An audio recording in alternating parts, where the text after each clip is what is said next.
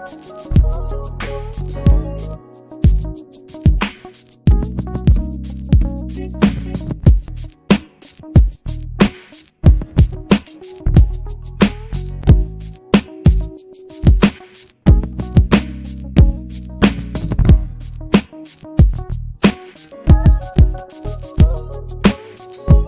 Ringside crew, welcome to the internationally known Dudes at Ringside podcast.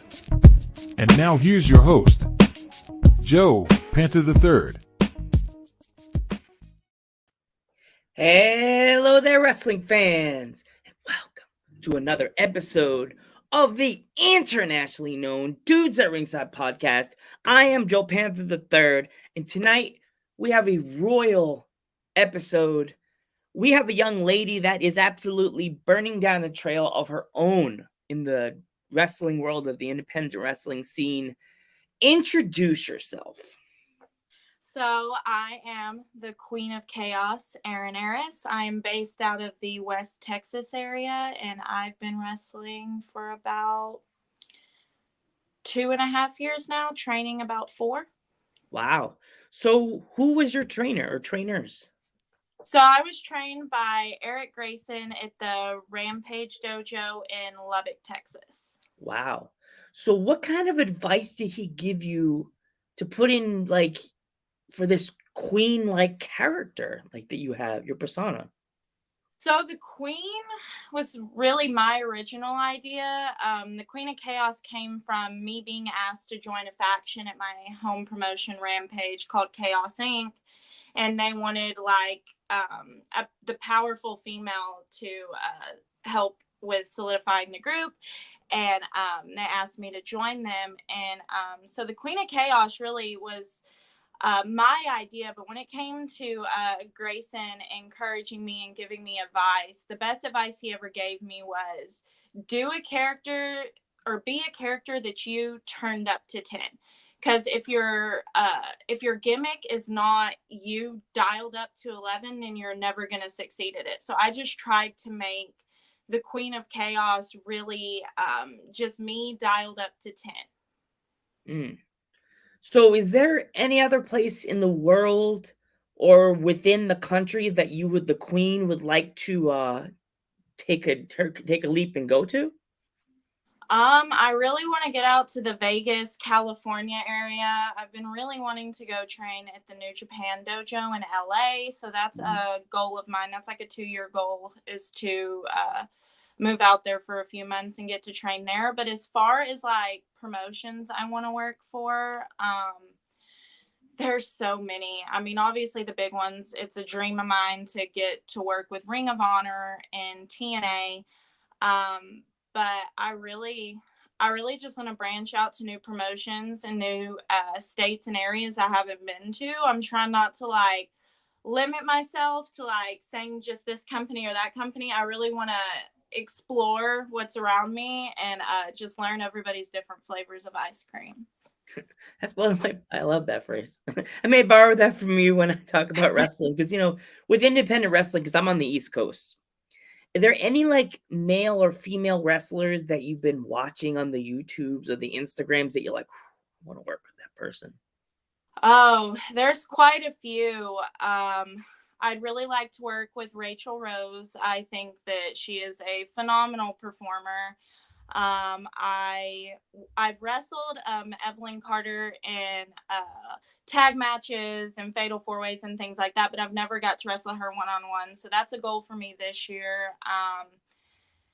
There's a lot of people, Jasmine Allure, Killa Kate. I haven't got to work with her. So those are some people that I definitely would like to work with. But I would say like top of the line, my top performer that I would love to work with would be Deonna Purrazzo. Oh man, she's killing it right now with the whole storyline in AEW.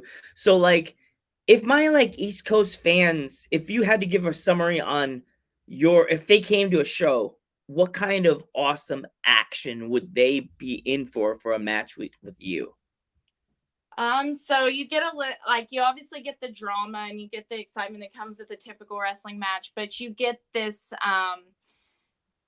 I don't know, this confidence that I get when I walk to the ring. I just turn in kind of to like this I don't know, like that version of myself I want to be in my everyday to day life, but I have to tone it down because like I have a 8 to 5 job and I have to maintain my normal lifestyle. But I think that you're gonna see some arrogance, some craziness, just a little bit of everything. I love having intergender matches too because I'm the only female in my dojo, so you might see Wow. me in an intergender match. I feel like the opportunities are limitless. Awesome. I could see you wrestling like the likes of like on the East Coast, Christina Marie, she's really good. Danny Moe. Yes, I've heard of Danny. Danny's phenomenal. You'll love her. Literally neon. She's the neon blonde. She lights up a room with the smile and her blonde hair and her bright neon outfits. I could also see you wrestling like Gabby Gilbert. Yeah. Yeah, Gabby Gilbert's another good one, but she'll probably make it a hardcore match. Gabby Gilbert's a little cuckoo sometimes. Gabby Ortiz is another one. That's a real. Yes. Gabby's so talented.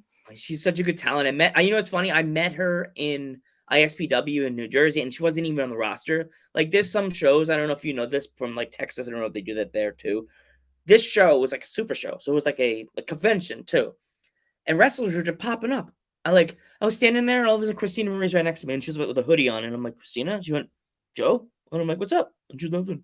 And I turn around, and there's Gabby Ortiz just walking around with a sweatshirt on. I'm like, Gabby? And she's like, hi, how are you? I'm like, can I take a picture with you? And she's like, yeah, sure. I was Yeah. like, cool. Have you ever had that happen to you? Like, you bump into like a wrestler that you've never actually like seen, you've seen somewhere else, but he or she just shows up at the show randomly.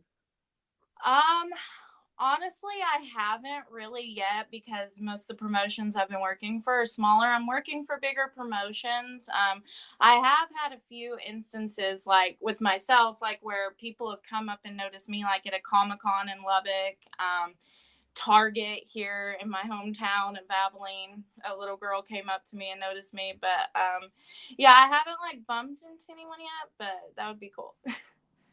Is like for you being such a young talent, like what is your normal schedule like the week of a show? Um, so I have a Monday through Friday job.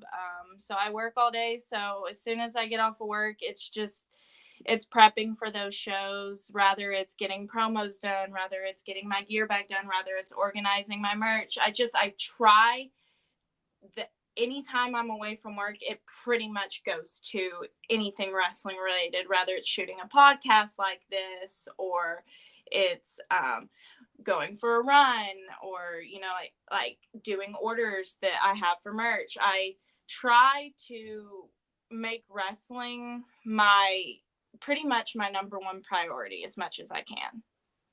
Awesome. So like my last two questions for you. You said your merch. Who makes your merch? So my merch is designed by Cam Dakota out of Oklahoma, and then I order it through a local t-shirt printing company here in Abilene, Texas, and yeah, then I ship them out. But yeah, Cam designs my t-shirts and stuff. He's phenomenal. Awesome. I saw your gear. Who made your gear? Tanya Dunbar, she made a couple of my sets, and then I have some stuff done by Killa Customs. Awesome. My last question for you is if there's any kids watching this podcast, hello everybody, cartoon version of Joe jumping around. Um, what kind of advice would you have for them if they wanted to join the wrestling business? Um, this is something I wish someone would have said to me younger because I feel like the independent scene is growing so much. And when I was a kid, it wasn't such a hot topic like it is now. So I didn't have a lot of people to like hear stuff like this from. But my biggest advice would be don't be afraid to take the road less traveled. Don't. I was so afraid early on starting doing this, what people would think of me, what if people would judge me, and just throw all that out the window and be the best version of you possibly can. But also know that you do have to have a tough backbone, not just for the bumps, but for the emotions. It's a long road, but if you believe in yourself, you can do it and just stick with it. Even when it's hard, if you are meant to do this, you will make it and you will love it. Awesome. I want to thank you so much for coming on the podcast. It means a lot to have some more royalty. You're on my royal Dudes at Ringside Wall of Fame. I have like the 1 year, 2 year, 3 year, but you're part of the royal because I've had quite a few and a bunch of awesome Texas wrestlers that I've had on from Tamaku and much, much more. But thank you so much. Thanks for having me. No problem. I'm Joe Panther the Third. I'm the Queen of Chaos, Eris. And we will catch you in the next one.